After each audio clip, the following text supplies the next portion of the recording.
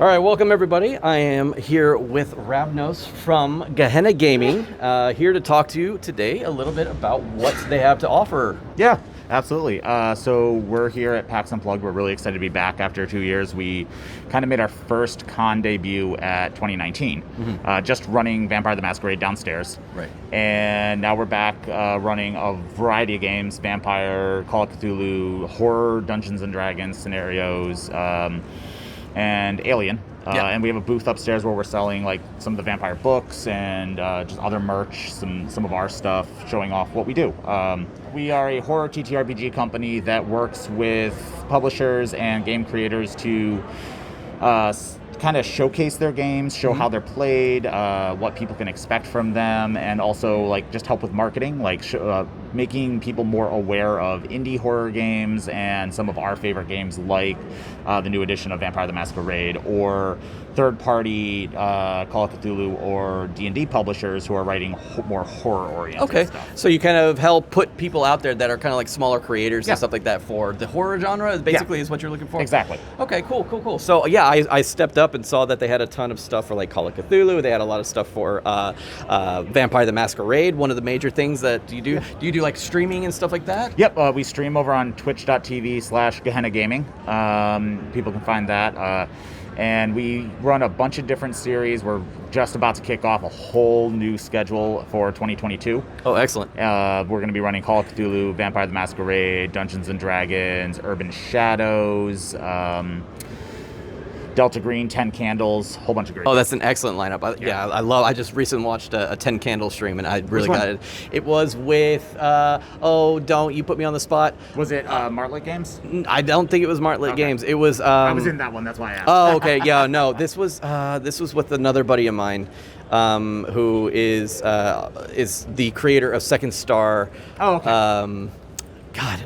His name escapes me right now. Well, definitely cutting this out of the video because I don't remember. I don't remember his name. No worries. But honestly, there's like a billion names in the industry right now, and it's so hard to remember. I asked because 10 Candles is a really interesting game to stream because it's designed to be played at a physical table with candles.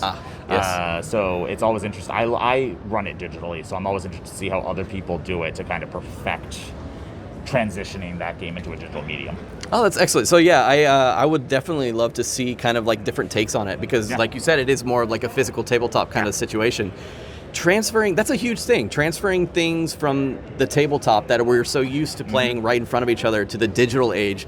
Now, because of the pandemic and everything that's been going on, it's been growing exponentially over the last year and a half. So it's really interesting to see, especially with these horror campaigns, because for instance, when I played like a horror campaign or whenever I played a horror scenario game or whatever, it's so easy to set up the area to really kind of emulate a more horror type, lights out, candles on, you could put on like this music and you can maybe even like, you could throw on all kinds of stuff to put that essence of horror in your game without even having to do anything. Now, when you set up online, you're sitting in front of your laptop, maybe in bed in your pajamas, and it's like, well, there goes the horror aspect a little bit. So it's turning into kind of like, how do we emulate that now in a digital space? So do you have like any takes on that? Like what have you done kind of to deal horror with that? Is definitely you capture the essence of it. Horror in particular is hard to do digitally. I think the two biggest things that have helped us really do what we wanted to do with it was working with good people who are willing to invest in setting that atmosphere for themselves. So like, when we're running a 10 Candles game or a Call of Cthulhu game, I'll share a playlist or some ambient music for them to play for themselves. And they don't play in a well-lit room.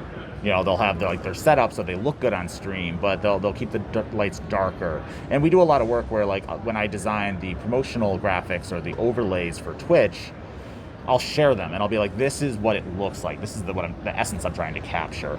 And then obviously it's that buy-in of that suspension of disbelief and theater of the mind that we're trying to capture. Right. It being in, like, getting yourself into that mindset, like preparing yourself for that game. You can't come in thinking you're gonna play, like happy fluffy Dungeons and Dragons where you're gonna, you're gonna slay the dragon and have a good time. It's more of those things like you have to go in knowing it's like, okay, I'm going to put my mindset a little bit lower. I'm going to get darker, maybe, think about like things in a way different tangent than I would if I was a hero kind of aspect, more like things are happening around me and I don't have any control over them. How do I survive kind of thing? Exactly.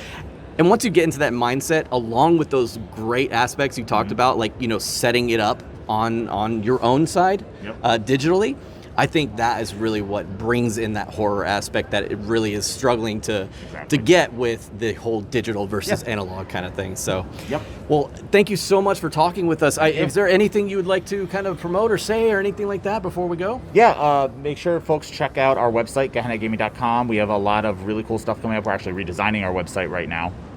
And we'll have a lot of convention appearances announced for 2022. We've got a huge lineup. We're going to probably be at one almost every month.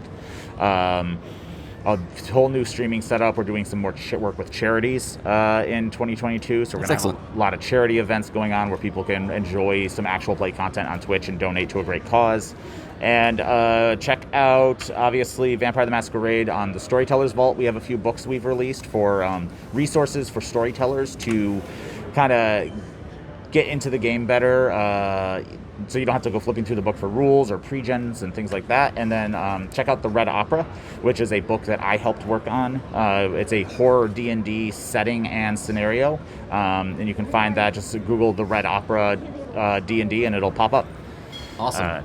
That is all I can think of. That's all. That's it. That's all, though. Just those things. Just that. So, Vampire, what house are you? Ravnos. Ravnos. Excellent. Obviously. If you know. Ravnos, if you know.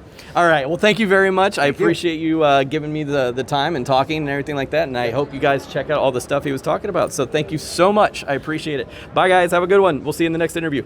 All right. Thank you so much. I appreciate it. Oh, thank you guys so much for watching. Merry Christmas for everybody that celebrates, and for everybody else, Happy Holidays and Happy New Year's. Thank you very much. We'll see you all in the next one. Son of a bitch! Happy holidays and Happy New Year!